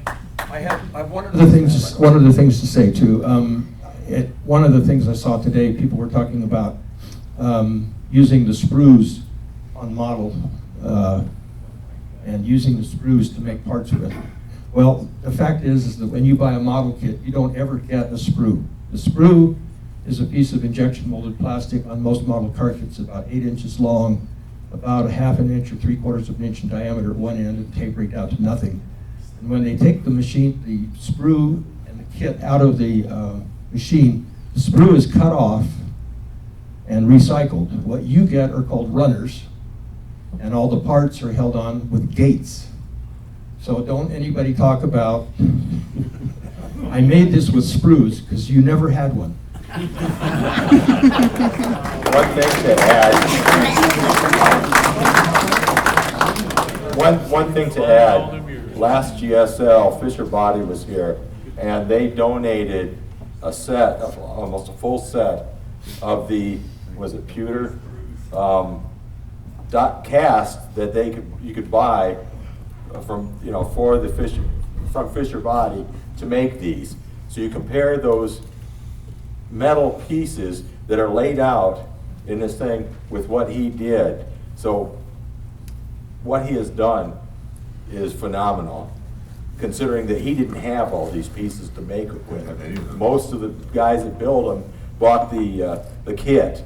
It wasn't that expensive, but they bought the kit, which made it a lot easier to build it. And this will be near at the front entrance, the first display case, and the metal pieces will also be next to it. I have one thing to add too. The plastic case for that was fabricated at no charge for the museum by Competitive Plastic Fabrication here in Salt Lake City. A friend of mine, I have worked with that company off and on for projects over the last 30 years. And when I called him, he says, absolutely, we'll get it all together for you. Get me their names so I can send them an appropriate letter. I have all of the paperwork for you. Let's turn now to, because we have to move ahead, to Vinny and Mike. You have a presentation.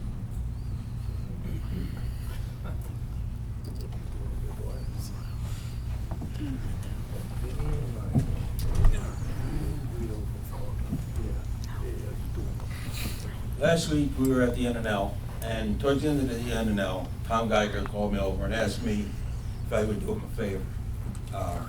Last Wednesday, a modeler by the name of Blair Pritchard passed away at the age of 52 years old. He had just finished this model for the NNL theme, Rest in Peace. And when we got there, I talked to John and Rick, his friends. He said this was the last model he had to build. And on April 1st, he was at a club meeting, and one of the members picked it up and actually broke it on him. He was all peeved about it. He got a chance to fix it, and last Wednesday, he was with his wife. He clutched his chest and hit the floor and died. Massive heart attack. Tom asked me to bring this out here for you. Mike, hold it closer. Oh, okay, sorry. Asked me to bring this out here, to bring it to the museum, so it'll be on permanent display here in the honor of Blair. Vince got to speak with him last year. He knows a little bit about him, so he can tell you the rest of the story. Blair was a really nice guy, and I got to know him a few years ago from going to the Gilbertsville, Pennsylvania model show that they have every September, and in El East. And all he built was rusted out hulks like that. He loved to do that. And I would talk to him every time. And it was funny because last Saturday at the NNL, I go and I see a load of his models around the table. I'm like, oh wow, look, he brought all his models. I can't wait to see him. As I got to the end of the line of the models, there's a sign there that said, in memory of Blair. I was like, oh, God. So he had passed away the Wednesday before the show. So it was really sad. And but a really nice guy and a talented builder. And this was donated. His family wanted this to be here in the museum. Thank you.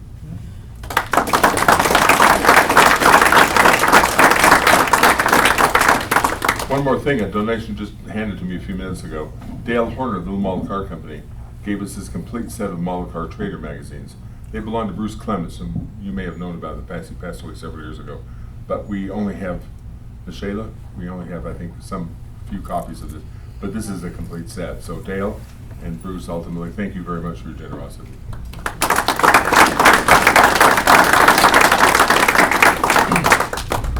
One of the, for those of you who attended GSL half a dozen years ago, you may remember a competitor named Dave Cummins.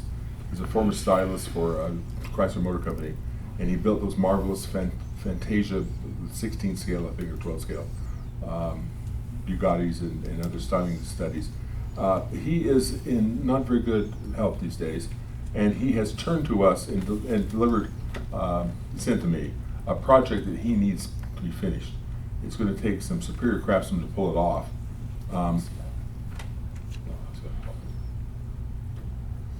That's his design at the bottom. He has roughed the model in. We have many, many parts for this. His engineering drawings and all the rest. Those are resin cast fenders. I don't recall where, that's a painted body. He fashioned it from something. We have parts after parts after parts for this. There's a frame he roughed in from plastic, so he could test the suspension travel and so forth. This is, it's a truly remarkable model and parts, but we need some people to pull it off. And it would probably, if there was not one craftsperson to do it, it'd probably take a couple, and it would be a very significant project. but he has entrusted it to us in the hopes that we might find somebody or a couple of people to put this together.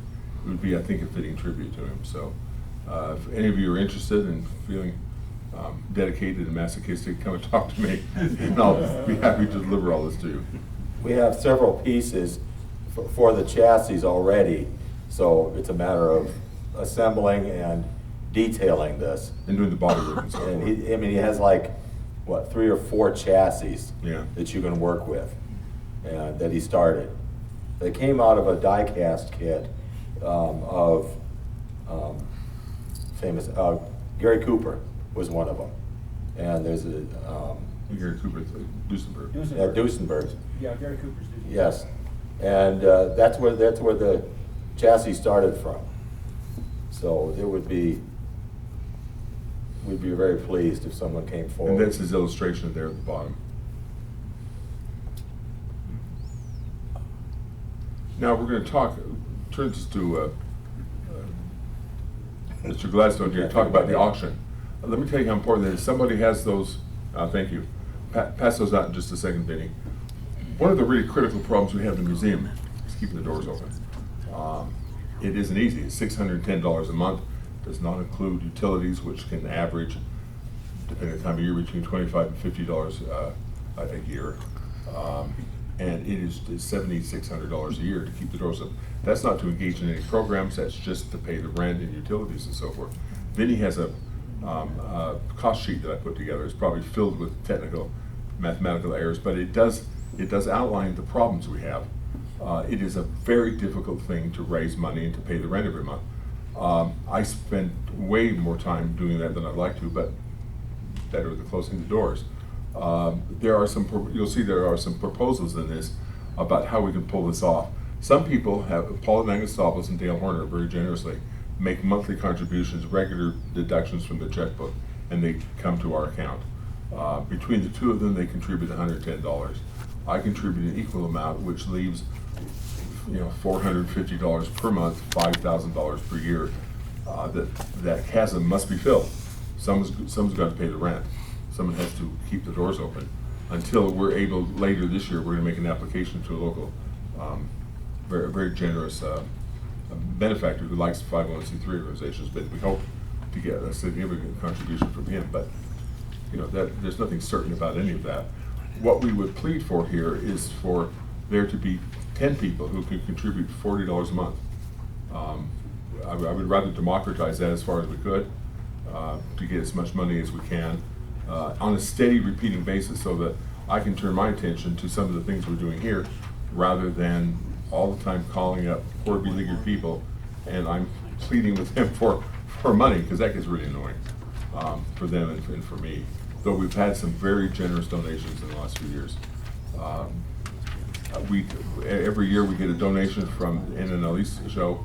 They hold an auction and they contribute, I think, $1 for every person that shows up, and that a very substantial amount of money. I think that pays for almost 4.5 months, almost 4 months of our rent. The auction that we invite you to come up here tomorrow night, Phil Gladstone and others have put together an amazing array of pretty valuable items, including some rare books, Ferrari books and other things, die-cast kits, memorabilia. All of that money goes to the museum's bottom line. There's no rake off the top. No one goes to the Bahamas on the money. You know what I mean? So please come up and bid often, bid frequently, bid a lot, and empty your 401ks. Do everything you can. Do everything you can to help us, because without contributions, the museum's gone. We pack it up in boxes and we put it in a warehouse, and we have made commitments, and we have made further commitments this weekend to preserve some of these pieces for the future. For instance, the Eslo collection.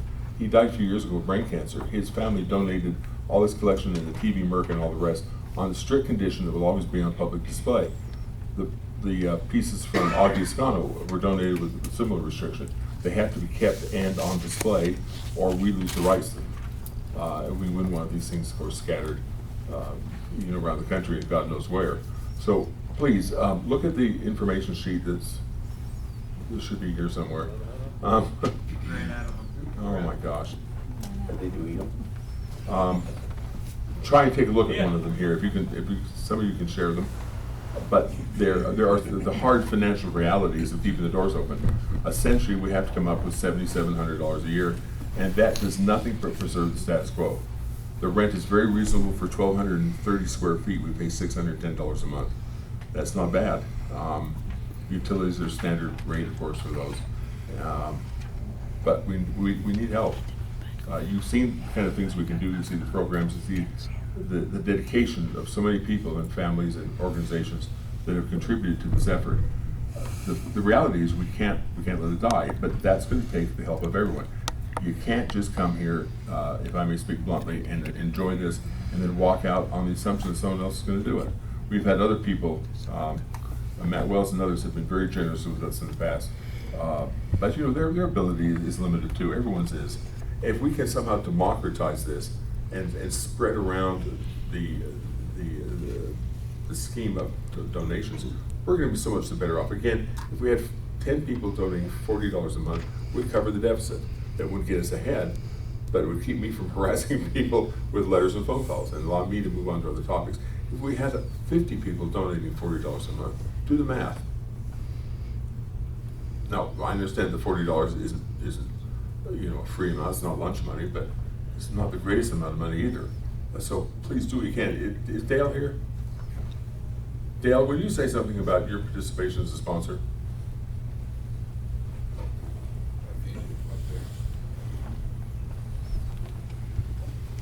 Meet you halfway.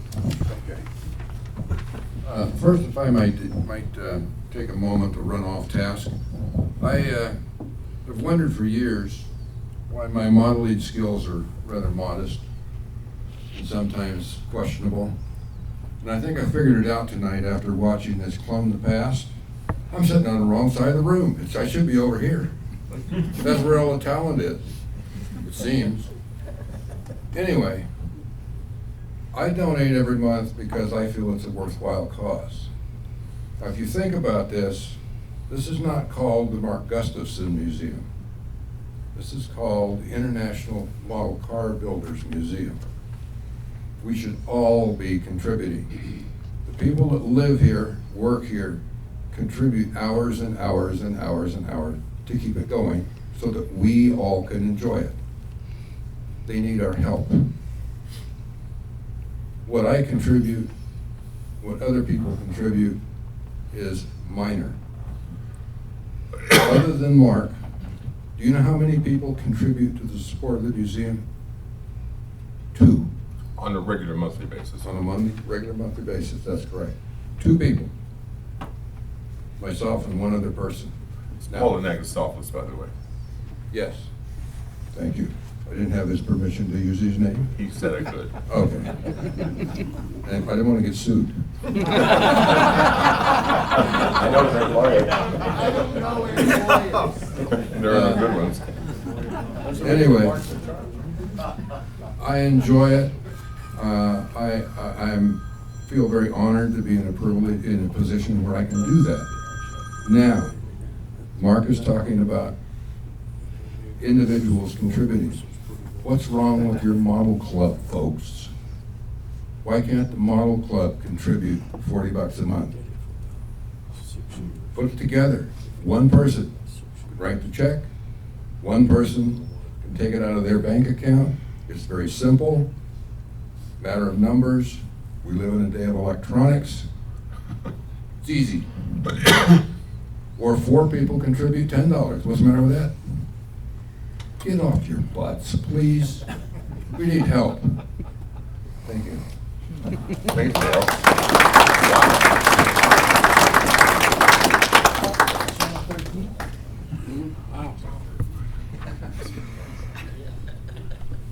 One of the projects that we're working on right now is to inventory the museum. We can talk all day long about the thousands and thousands of items that we have, and we do have them, but they are largely inaccessible unless you happen to be able to come here, which is limited to a very small number of people statistically. You don't know what's here, you can't enjoy it, and we have some things here that need to be broadly enjoyed. So the End and Elise group and Mark Benton have worked with the goal of putting together an inventory where literally everything in the museum can be touched, scanned, photographed, cataloged, so that it can be shared and uploaded to the website that Mr. Benton will be doing for us, so that people all around the world can enjoy what you can tomorrow. Can literally be able to do research, to enjoy photographs, to check out the contributions of so many people. That's going to take a lot of time. Local people are willing to do it. NNL East has been exceptionally generous. I can't speak highly enough of them. They're even willing to help us out with some modest compensation for people willing to go down and do the actual work. Imagine scanning those probably 2,000 items in those filing cabinets, all of which need to be preserved so that somebody, any part of the world, literally can log on. Our museum will be literally a world-based organization, I guess, on the cloud, Mark. I'm going to turn some time now to Mark Benton, who sits here, to talk about this inventory project, its details, its requirements, and then to briefly mention what we're going to be doing with the website. Mark? This is another one of those projects that needs to be democratized. You've seen just a handful of things in the presentation tonight, but the file cabinets have literally thousands of documents that are really interesting. If you just go pull one out and look at them, none of you have probably ever done that, haven't had the opportunity. Very few of us do, and all those could be scanned and then indexed and then pulled up. But the plan is to scan each and every document. It's a big plan, but we do have a scanner here in the museum that was purchased with donated money. From NNL East. From NNL East. So the plan is to scan those documents and then send them to you. And your job will be to basically fill out a spreadsheet. So we have different templates for different kinds of documents. You'd take the title of the source and the number of different fields in the spreadsheet, you fill those out item by item, and then we will associate the file name that was scanned of that item, and we'll also include that in the spreadsheet. When the spreadsheet's finished, you can email it to us, we'll upload it, we'll determine that at some point. And then I import that spreadsheet into a database. At that point, now we can query it online. You can search for anything that has to do with in those documents having to do with monitoring, for example. And then if there's something that catches your eye, you can click on the link to the file and view it. It's a huge process, obviously, with thousands of documents, probably tens of thousands of separate pages, who knows. But the trick is that that we will start scanning those and then sending those files basically out. We're not going to send you paper. We'll send you a file or give you a place to download that file and to import it into a spreadsheet. Once you view each one of the pages and fill the spreadsheet out. So I don't know if Mark has a list here yet, a sign-up sheet, but if any of you are interested in taking part in that project of scanning this information. Pass this list around here. That'd be great. The website is obviously in dire need of an update. And that's another process that we're looking at. Mark and I have had multiple meetings about what the museum should be and how it should be reorganized. That is being finalized. It will be mobile friendly, and it will be something that will be easier to navigate and find the information on, so you can see those projects, see the different projects on there. We also have a large task to migrate all the existing data from the old site to the new site, and we can use some help on that too. So if any of you have computer skills to migrate some of that data from the old site to the new site, we'd like to hear from you as well. Thank you, Mark.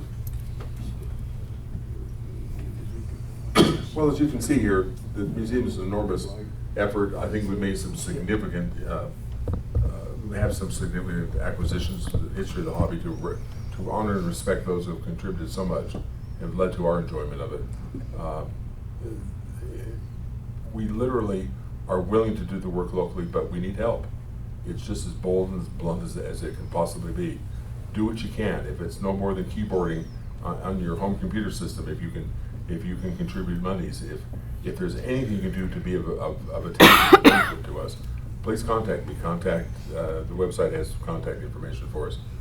Please help, because literally, ultimately, without help, it goes away. That's just the blunt reality of it. And we have things here, as I said earlier, that were contributed to us on a semi-permanent basis, on the strict assumption in our assurance that they will never be packed away into a warehouse, that they will always be on display to do honor to those who built them or participated in those programs. So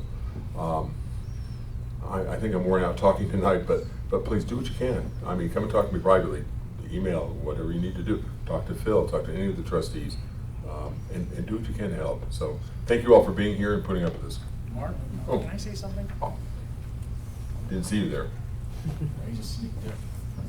While Mark was talking, I just had a really great idea that we could help the museum right now, tomorrow, for at least 1 month.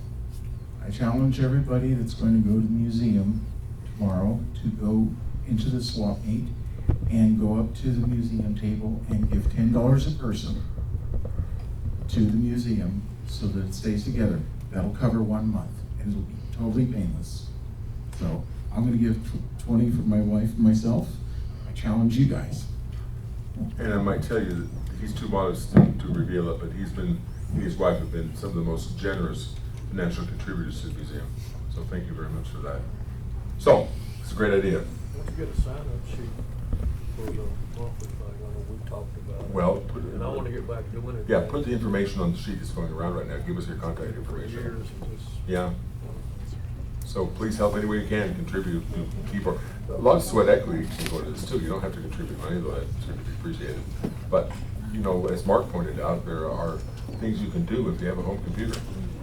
And are willing to dedicate some time to this process. So thank you all for coming. Oh,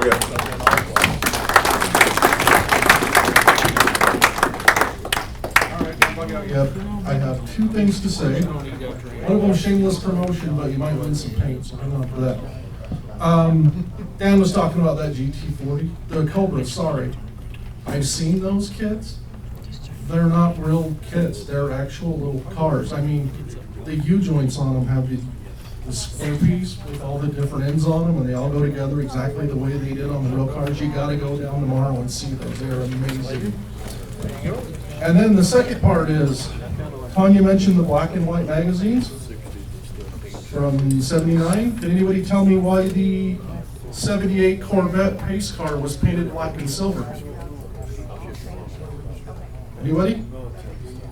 Because most of the car magazines for that year were still, the actual car magazines were still in black and white, and yellow and red, and all the fancy colors didn't show up, so they did them black and silver so they look good in print just as well as on the track. All right, that's it. So you guys have a good night.